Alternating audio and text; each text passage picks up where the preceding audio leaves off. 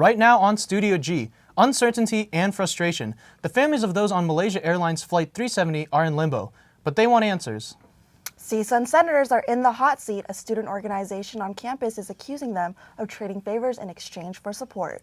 And we're making progress. The shops at Summerlin are under construction, and executives say that this is a sign that Las Vegas's economy is getting better. Studio G live at noon starts right now.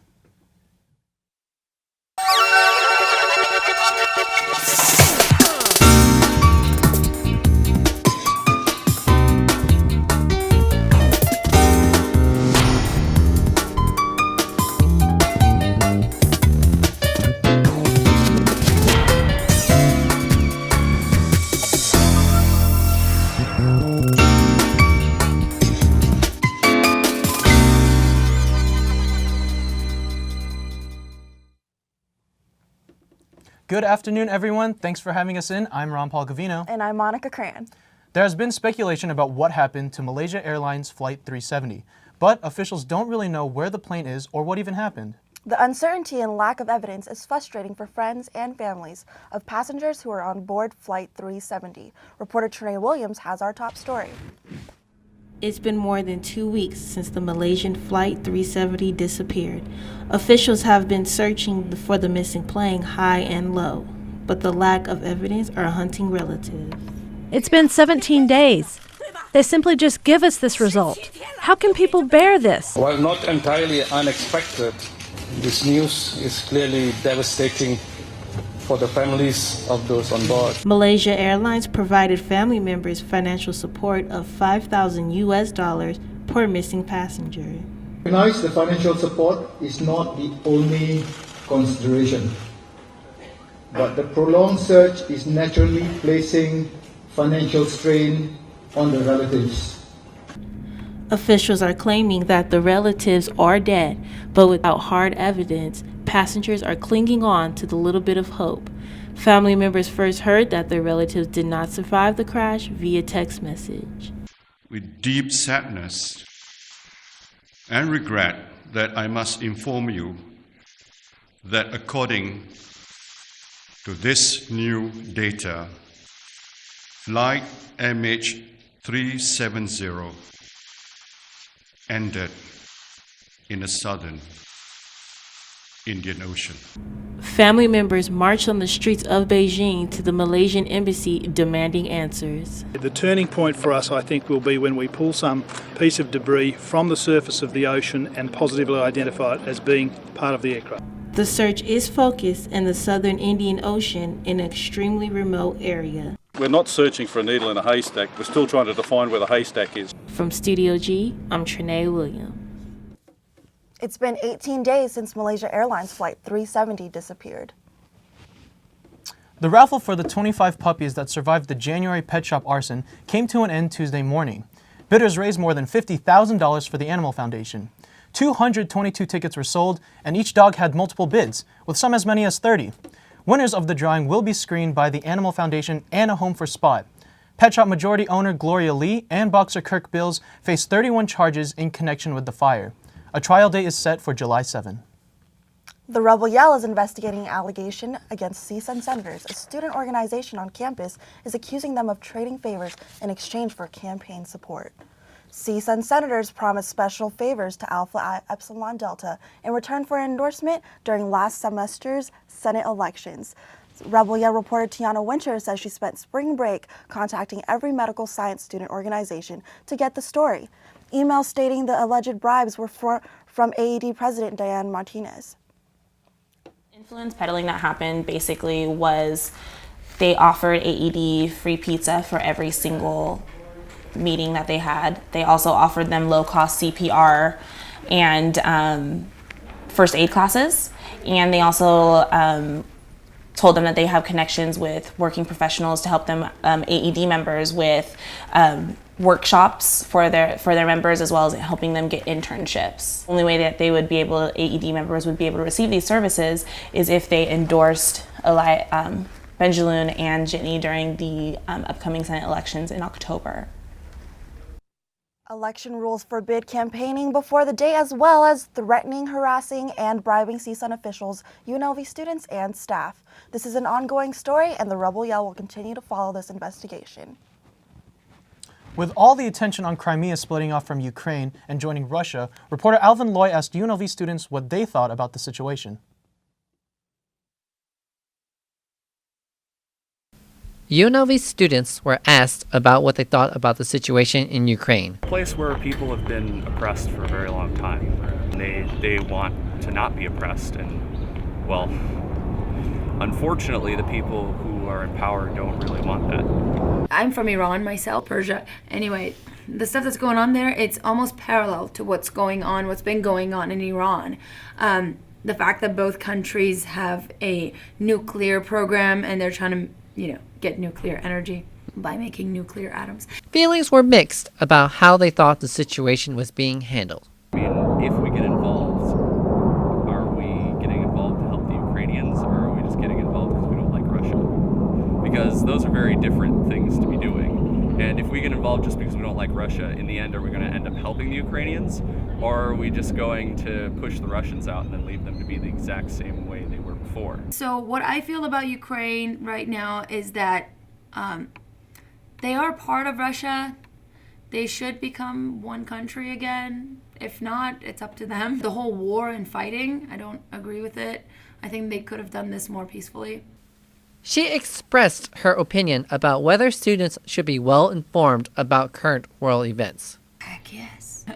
Because it's relevant, it's international. I don't like talking to people when they have no clue about anything in their world, as if you're the center of attention, center of your own world, and it's all about you, and it's not. It's good. It's very motivating to look at what's going on around you, because you can make better decisions sometimes, and you can develop compassion towards people. We're all still one, and we are the human race, so it doesn't matter, really. For Studio G, I'm Alvin Loy. President Obama joined other world leaders condemning Russia's actions in Crimea. President Obama refuses to recognize Crimea as part of Russia's republic.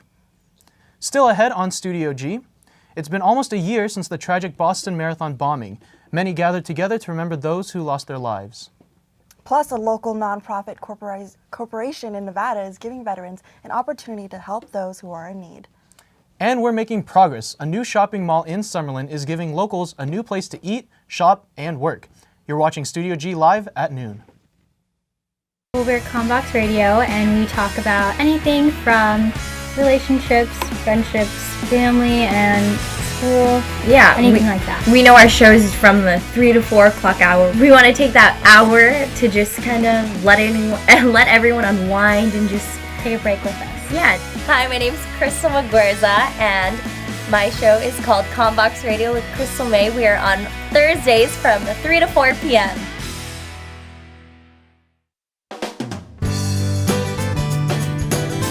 Your community's farmers market. Welcoming,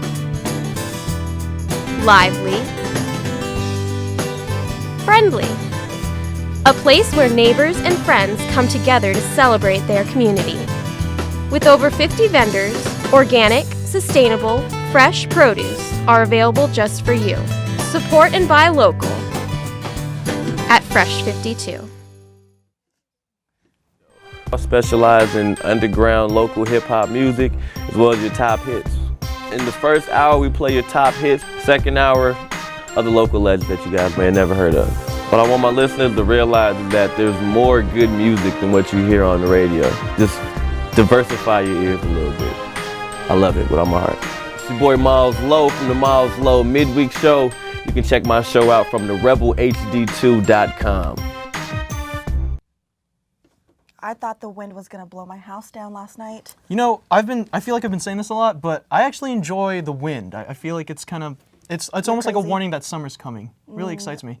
I was fighting the wind on my skateboard this morning. It was not fun. Well, I mean, your hair looks great, so I mean, it wasn't that big of a deal. Thanks. But Troy, my man, let us know, are we going to be getting more winds today? Absolutely, Ron Paul. We're looking at 25 to 35 mile per hour winds, 45 mile per hour gusts. And parents, I would definitely look out for your children because wind advisory is going to go from now all the way to 11 o'clock p.m. tonight. And I'm Troy Fosgate. I'm here to bring you guys today's weather. Today we're looking at 66 degrees with southwest winds of 26 miles per hour. It is going to be very windy today. And for the high of today, we're looking at 66 degrees with a low tonight of 57. And the sun is going to set at 6:58 p.m. It should be a great sunset. At the same time, it is going to be very windy, like I emphasized. And for our current weather today, we're looking at 66 degrees, again, Las Vegas, 49 degrees in Pocatello, Idaho, raining at Salt Lake City, Utah, at 45 degrees. And we're looking at 56 degrees out in San Francisco and raining as well. For the satellite radar today, we're looking at heavy snow from the northeast area at the top right. Airport delays, power outages around Maine, Nova Scotia, very dangerous out there. And we are also looking at snow also at Utah and again rain at San Francisco. And our next one is going to be tomorrow's forecast. We're looking at 53 degrees out in the Emerald City and Seattle, Washington, slightly raining like usual out in Seattle. 65 degrees cloudy in Los Angeles, California. 49 degrees raining in Detroit. And guys, for a 7-day forecast for today, we're looking at Thursday, 67 degrees, again, really windy. Friday to Wednesday, 72 degrees, mid 70s throughout the week, touching at 80, again, dipping down to 77 degrees. That's all the weather I have for you today. Back to the desk to Ron Paul. Thank you very much, Troy. Now, it's almost been a year since the tragic Boston Marathon bombing. A gathering was held in remembrance of the victims. Nearly a year gone, and we still remember those who passed away from the Boston Marathon bombings. Former Boston Mayor Tom Menino and Governor Deval Patrick held a gathering to remember the victims who died on the afternoon of April 15, 2013. This gathering brought together a city that faced tragedy and emphasized the saying, "Boston's strong." This is all about what happened that day and what happened since then. Most mayors don't prepare for actions like this. But we have a different world today. We have a different world today than we had several years ago. You have to prepare for these tragedies anytime. What we did was turn to each other rather than on each other. And I think that example of grace, of kindness, of bigness, had an awful lot to do with our healing. We mourn the victims, but light is shed for the survivors. Menino gives these survivors advice to cope with the bombings and how that helps carry them later in life. The more guidance given, the brighter positivity they will have. So with the survivors that we worked with over the last year, we've had several meetings with them, helping them get through this traumatic experience of theirs, and it's working. For Studio G, I'm Troy Fosgate. Our thoughts go out to the friends and families of the victims. The tiger responsible for the near-fatal injury of Roy Horn of Siegfried and Roy has died. The white tiger was 17 and died after a short illness, according to a press release. The tiger bit Roy in the neck during a show at the Mirage back in 2003. Horn suffered significant blood loss from the bite. A stroke and brain swelling followed, leaving Horn partially paralyzed, ending the entertainer's stage career. The tiger was never blamed for Horn's injuries. Returning home from war is never an easy thing. However, for these veterans, it's been a story of triumph, hope, and healing. Reporter Nicole Reynolds has the details. Squad Bay is a Nevada nonprofit corporation that deploys veterans into areas of urgent humanitarian need. Although started by the Marine Corps unit Fox 223, the Sinners and the Saints, the corporation is open to vets from across the nation. Their maiden voyage was to the Philippines after Super Typhoon Yolanda. We worked on a range of projects, including emergency cash relief. We rebuilt homes and churches. We bought dinner. We sponsored a family to get a boat and a trike, and it was life-changing. It was one of the best experiences I'd say I've had in my life. Although their first voyage, this disaster proved to never be their last. Squad Bay has even vowed to not wait for the next disaster, but to jump on any humanitarian need that arises. You know, we were sitting around thinking, so what do we do next? Wait for another disaster to happen? And we wanted to change it to humanitarian aid because there's already so many people in need right now that disasters are ongoing. Squad Bay has been nothing shy of productive for these vets, putting them back on track to the path they were prior to going to war. Effectively, we're healing ourselves by helping others. So not only are we a humanitarian aid organization, but we're an organization that is hoping to alleviate some of the moral injury and the PTSD and some of the depression and the survivor's guilt of veterans by giving them an opportunity to deploy in a situation that is very similar to the battlefield, in the sense that it's chaotic and that there's a lot of unknown variables, and they get to use a lot of the skills and a lot of the lessons that they learned while in combat to assist people that are in urgent humanitarian need. And we've My name is Nicole Reynolds, and I have the amazing opportunity to sit with one of the men behind the plan of Squad Bay, Lulu Bellow, who is the president of Squad Bay. So thank you for joining us today. Thank you for having me. I appreciate it. So Squad Bay, what does the term Squad Bay actually mean? When you join the Marine Corps and you go off to train, at night you sleep in just a big open room, and it's called a squad bay. And there's about 40 or 50 of you in there, and it's where you learn to bond together and you share your secrets, and it's equivalent almost to a locker room for a professional sports player. And in the video, you mentioned that the purpose of Squad Bay is healing others by healing yourselves. Now, the story behind Squad Bay is a little touching. Do you mind going into a little bit about the story behind why Squad Bay is doing what they're doing? Yes, definitely. On April 8, 2003, I was with a lot of veterans right here from Las Vegas, from Fox Company 223. We ended up getting ambushed that day, and through the ensuing fog of war, there was a lot of innocent people that were killed. And about 5 years ago, I went on a mission along with some of my fellow vets from my unit out here in Vegas to find the family and say, we understand what you went through. We were there with you. Is there anything we can do to help you? And what I realized as soon as I started bringing other vets to see them, because eventually I did find them approximately 2 years ago, and we sat down and had lunch and talked about why they turned down the road, why did we shoot at them, you know, how did they get to America. I was in San Diego and they were actually just about an hour and a half up in Glendale. So we had our initial meeting about 2 years ago, and then not too long ago, maybe 8 months, I brought another fellow veteran to see them because he was struggling with his faith and he was struggling with his purpose. And what I realized was that just by bringing veterans to go see the family was giving them a mission. And from there, we teamed up and said, what can we do to have an ongoing mission for ourselves that's bigger than ourselves? What can we do to help and to give back and feel like we did while we were serving? Oh. Was it just one family that you decided to go out and contact, or were there multiple families? It was only one family that I could find. I was looking for anyone from that day. I found an article in the New York Times that gave me a lead, and then I followed that up from a paper in California. One thing led to another, and I wish I could find every single family from that day. So how did that impact you or some of the other vets that helped you out on that mission?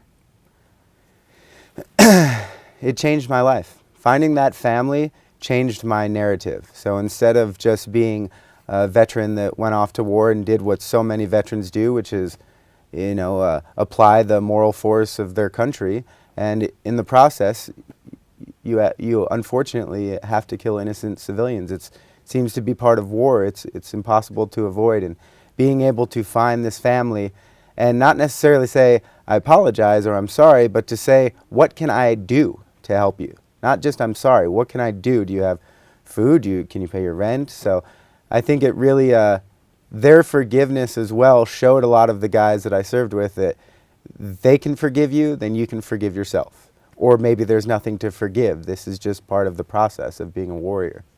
So you kind of mentioned why you went out and actually found the family, but why? Was it more for you or was it more for them? It was for everyone. In the Marine Corps, we're taught that there's no better friend and there's no worse enemy. And if you're a true warrior, you know that the best war to be won is one that's fired without a shot. And so I said to myself, what can I do now? What can I do? Because I know that there are other family members that survived that want to kill me and my fellow Americans because we killed innocent people. Well, what gesture can I make? How can I prove to myself, to my friends, to the vets, to my country that we're still living up to our Marine Corps motto of there's no better friend? And so it was life-changing. So what kind of improvements have you seen in some of the vets that take part in participating with Squad Bay? I mean, most of these, you had told me before, are between the ages of 30 and 40, and you guys still have a life to live. So what are some of the improvements that you've seen with them? Squad Bay has given the vets involved a chance to be part of something, again, that's bigger than themselves. It gives them a reason to get up in the morning. They're participating in an operation that provides them the danger and the excitement and the challenge of a combat mission without the heartache of possibly having to hurt someone. And so every vet I've talked to, most of the vets I've talked to are very, very motivated to go, and they all want to help. That's all we wanted to do in the first place. And when you're off active duty and you're no longer serving your country, you feel as though you're wandering without a bigger purpose. And Squad Bay puts that purpose back into veterans' lives. So if someone wanted to help out, do they have to be a vet? No, of course not. I think that not only do they not have to be a vet, but a lot of veterans' family members suffer a lot of wounds from war, and I think that it would help them out as well. And anyone is more than welcome to help. Please, please. And where can they go to find out more information about Squad Bay or how to help or how to be a part of this ongoing mission? Anyone can go to squadbay.org, or they can go to squadbay.org, or they can go to our Facebook page at facebook.com/squadbay. Well, thank you so much for being here today. Once again, I'm Nicole Reynolds, sitting with Lulu Bellow, and we will be right back after. Oh, and we're actually going to throw it to the desk. Hi. Well, it's been an unfinished project for a long time, but things are looking up. Construction has finally begun at the new shops at Summerlin. There will be 125 shops and restaurants at the new shopping mall in Summerlin. There will also be entertainment venues and 8 stories of office space, giving the shops at Summerlin an urban look and local feel. Things will go on there to draw people down, and it's really sort of all about the fact that this isn't a place where you go to shop for 15 or 20 minutes. This is a place where you could come and spend a day. The project has generated 2,000 construction jobs, and once it opens, will provide close to 2,000 permanent jobs. Senior Vice President for Howard Hughes Corporation is optimistic about what the mall will bring economically for Las Vegas. What we're seeing then is the turnaround of our economy. Coming out of where we've been, there just hasn't been a lot going on. Now you're hearing about more projects down on the Strip, and you're hearing about this project of magnitude, which really sends this message: Las Vegas is back. Summerlin Mall is expected to open later this year. It is located off the 215 Beltway in Sahara. We'll keep you updated as the project develops. You know, that's really awesome. It's about time that we get a new mall in Las Vegas. I know, I'm a shopaholic, so I'm stoked. Okay, so it might not be so much of a good thing for you. Still ahead on Studio G, a new festival in town is giving local trips and tricks of what beauty trends are in for spring. Plus, Rebelpalooza is taking the spotlight at the Cosmopolitan Hotel this year. Stay tuned for more Studio G. Joining a student organization can enhance and redefine the UNLV college experience. UNLV has over 200 registered student organizations on campus and in the Las Vegas community, encompassing a variety of interests, activities, and beliefs among the student body. To explore, access, and join a student organization, visit the Involvement Center website under my.unlv.edu. Be a rebel. Get involved. Participation in Greek fraternity and sorority life at UNLV can provide an experience like no other, with benefits including supportive friends, leadership and career opportunities, and community service. Greek life at UNLV is really great because it's a good way to network and meet new people from all over the place. We got academics and we're all about that culture. So we encompass everything all around, and we're out here and we're trying to better ourselves and try to make it better, and let's just make it all better all together. Kelsey. I'm Toby. It's your boy Miles Lowe. Crystal McGuerza. King Louie here. This is Don Conquer. 3 Peas in a Pod. The Miles Lowe Midweek Show. The King Louie Show. The Revolution. Combox Radio with Crystal May. KUMV. The Rebel HD2. Come listen to us at therebelhd2.com. It's indie rock, pop rock, and underground hip hop, R&B mix, electronic and dance music. Click on the listen link and there we are. It was an exciting weekend in Las Vegas. The beauty shops at Caesars Palace opened its doors to those looking to get pampered. The first ever Festival of Beauty was held at the Forum Shops last weekend, offering free makeovers and product demonstrations. Dior Beauty, MAC, and Sephora were among the many that participated in the event. We hope to repeat it, possibly this year or make it an annual event, obviously. And we're thrilled about the idea of bringing beauty out into the middle of the mall and in front of the stores that are participating, because we do have such a wonderful, diverse mix of beauty product and beauty brand names. Experts at each location consulted visitors with the latest cosmetic and skincare lines for the spring season.